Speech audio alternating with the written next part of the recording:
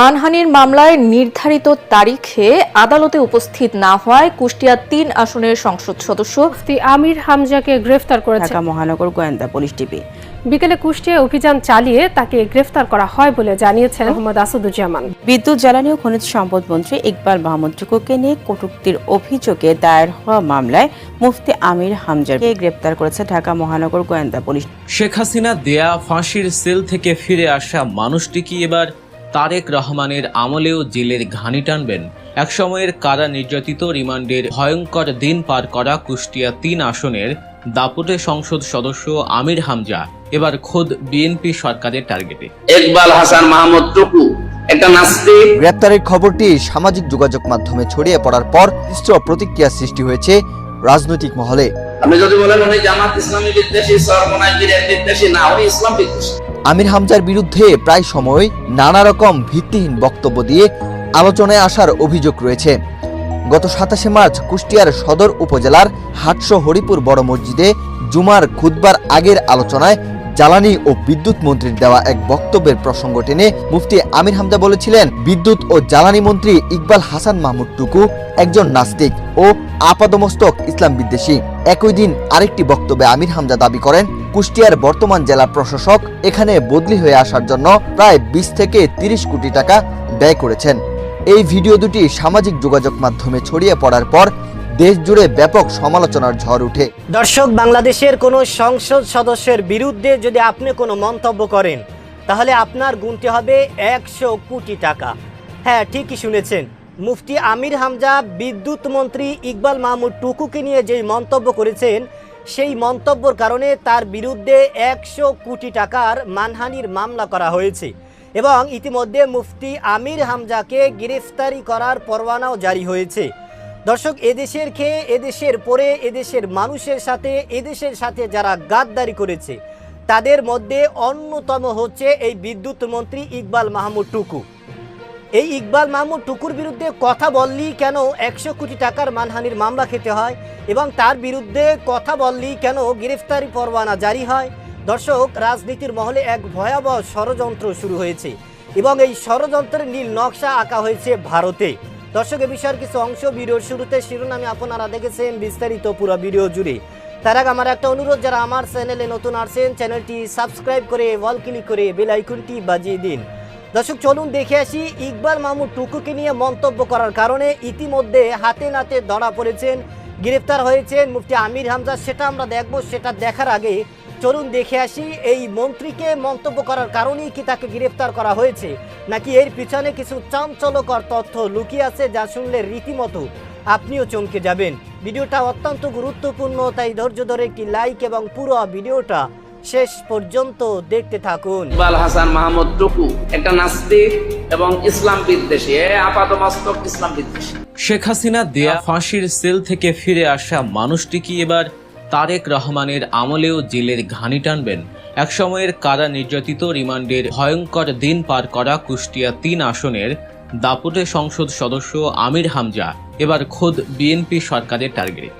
স্বাধীন বাংলাদেশে যেখানে মানুষ বুক ভরে শ্বাস নেয়ার স্বপ্ন দেখেছিল, সেখানে জামায়াতে ইসলামীর এই রানিং এমপিকে চারপাশ থেকে আইনি গ্যারাকলে আটকে ফেলার এক ভয়ঙ্কর ব্লু প্রিন্ট বাস্তবায়িত হচ্ছে। বলা চলে, আমির হামজার জন্য শেখ হাসিনা যা ছিলেন, বর্তমান প্রেক্ষাপটে তারেক রহমান বা তার দলও যেন ঠিক সেই ভূমিকাতেই অবতীর্ণ হতে যাচ্ছে। কিন্তু কেন হঠাৎ করে একজন জনপ্রিয় সংসদ সদস্যকে এভাবে কোণঠাসা করা হচ্ছে? এর নৈপথ্যে কি শুধু মানহানি, নাকি লুকিয়ে আছে কোনো দেশি বিদেশি গভীর মাস্টার প্ল্যান? ঘটনার শুরুটা একটু বিশ্লেষণ করা যাক। আমির হামজার বিরুদ্ধে বর্তমানে দুটি বড় ইস্যু নিয়ে রীতিমতো আইনি শুনানি বইয়ে দেওয়া হচ্ছে। প্রথমটি হলো জ্বালানি মন্ত্রী ইকবাল হাসান মাহমুদ টুকুকে নিয়ে করা একটি মন্তব্য। ২১ এপ্রিল সিরাজগঞ্জের একটি আদালতে আমির হামজার বিরুদ্ধে সরাসরি গ্রেফতারি পরোয়ানা জারি করা হয়েছে। অভিযোগ কি? অভিযোগ হলো, একটি মসজিদে জুমার খুতবা দেয়াকালীন আমির হামজা জ্বালানি মন্ত্রী ইকবাল হাসান মাহমুদ টুকুকে নাস্তিক এবং ইসলাম বিদ্বেষী বলে আখ্যায়িত করেছেন। এই মন্তব্যের জেরে সিরাজগঞ্জের সিনিয়র জুডিশিয়াল ম্যাজিস্ট্রেট আদালতে তাকে তলব করা হয়েছিল, কিন্তু তিনি আদালতে হাজির না হওয়ায় তার বিরুদ্ধে গ্রেফতারি পরোয়ানা জারি করা হয়।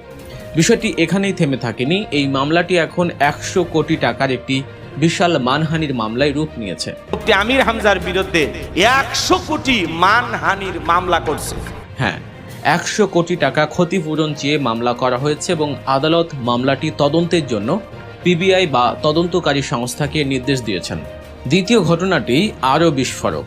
কুষ্টিয়ার জেলা প্রশাসকের বদলি নিয়ে এক ভয়ঙ্কর সত্য হয়তো সামনে এনেছিলেন আমির হামজা। তিনি প্রকাশ্যেই অভিযোগ করেছেন যে কুষ্টিয়ায় নতুন ভিসি বদলি হয়ে আসার জন্য 20 থেকে 30 কোটি টাকার ঘুষ লেনদেন হয়েছে। একজন সংসদ সদস্যের মুখ থেকে প্রশাসনের এত বড় দুর্নীতির কথা শুনে রীতিমতো নড়ে চড়ে বসে প্রশাসন। এই মন্তব্যের কারণে গত 13 এপ্রিল তাকে একটি লিগ্যাল নোটিশ পাঠানো হয়। নোটিশে কড়া ভাষায় বলা হয়, আগামী 7 দিনের মধ্যে এই অভিযোগের সপক্ষে প্রমাণ হাজির করতে হবে, নতুবা ভুল তথ্য দেওয়ার জন্য জনসম্মুখে ক্ষমা চাইতে হবে। এখন আপনারা যারা ভাবছেন এটি নিছকই একটি মানহানির মামলা এবং এর আইনি প্রক্রিয়া স্বাভাবিক নিয়মে চলছে, তাদের বলি, আমির হামজাকে গ্রেফতারে যে ফাঁদ পাতা হয়েছে তার নৈপথ্যে কলকাঠি নাড়ছে কারা জানেন? এই পুরো নাটকের স্ক্রিপ্ট লেখা হচ্ছে এমন এক জায়গা থেকে যার সাথে বাংলাদেশের রাজনীতির এক অদৃশ্য সুতো বাঁধা, আর সেই সুতার নাম হচ্ছে ভারত। একটু মিলিয়ে দেখুন, ইকবাল হাসান মাহমুদ টুকু কে? তিনি বিএনপির একজন প্রভাবশালী নেতা এবং বর্তমান জ্বালানি মন্ত্রী হলেও রাজনীতির অন্দরমহলে তার সবচেয়ে বড় পরিচয় হচ্ছে তিনি ভারতের একদম খাস লোক বা সোজা বাংলায় দিল্লির পরীক্ষিত একজন লোক।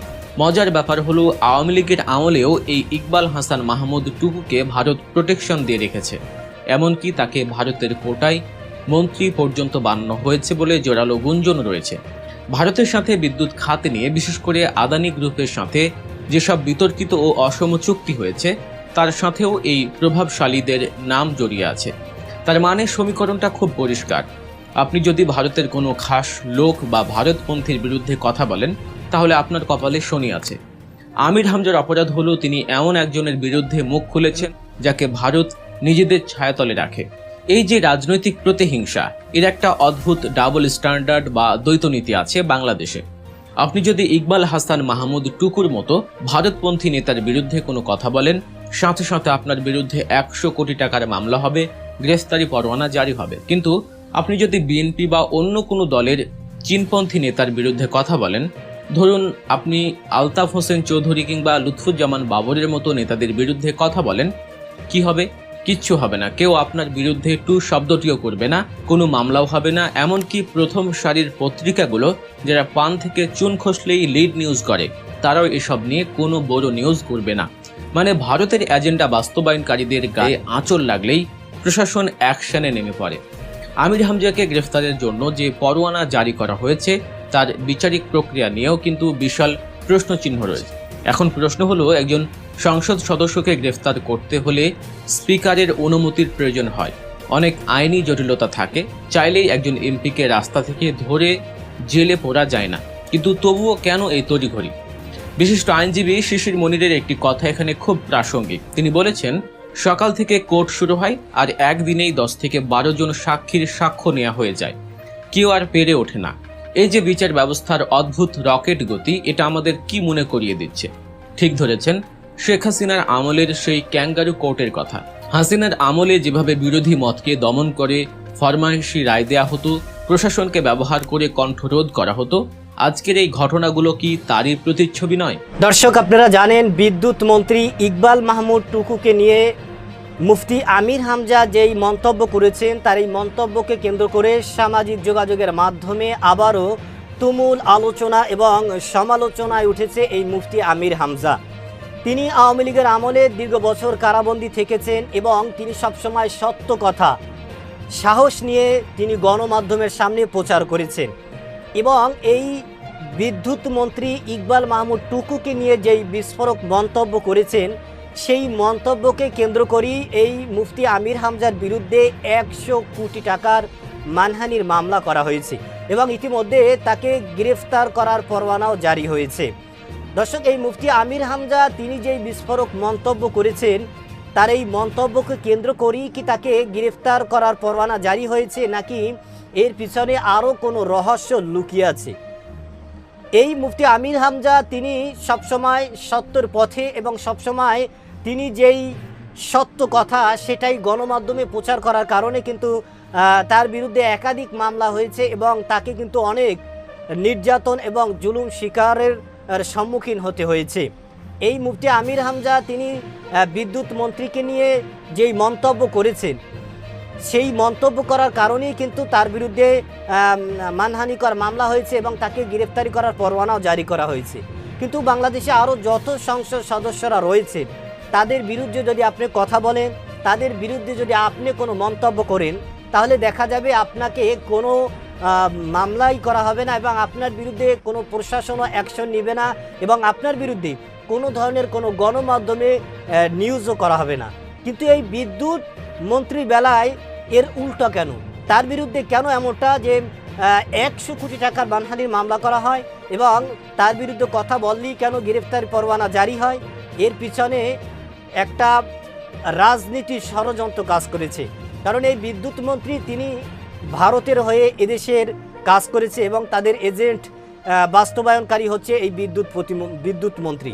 তিনি ভারতের পক্ষ হয়ে বাংলাদেশে থেকে বাংলাদেশের মানুষের খেয়ে তিনি বাংলাদেশের বাংলাদেশের সাথে গাদ্দারি করেছে, যে কারণেই তার বিরুদ্ধে কেউ কথা বললে সরাসরি অ্যাকশন নেওয়া হয় এবং প্রশাসন সেখানে দ্রুত পদক্ষেপ নেওয়ার চেষ্টা করে এবং ভারতরা তাদের এই যে বিদ্যুৎ মন্ত্রী তার বিরুদ্ধে কোনো ধরনের কোনো মন্তব্য করলে, তার বিরুদ্ধে কোনো কথা বললে সেটা দ্রুত অ্যাকশন ভারতের পক্ষ থেকে নেওয়া হয় এবং যে কারণে কিন্তু এই মুফতি আমির হামজারকে গ্রেফতারি পরোয়ানা জারি করা হয়েছে।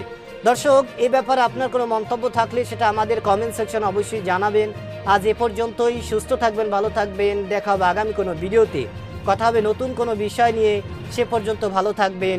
খোদা হাফেজ।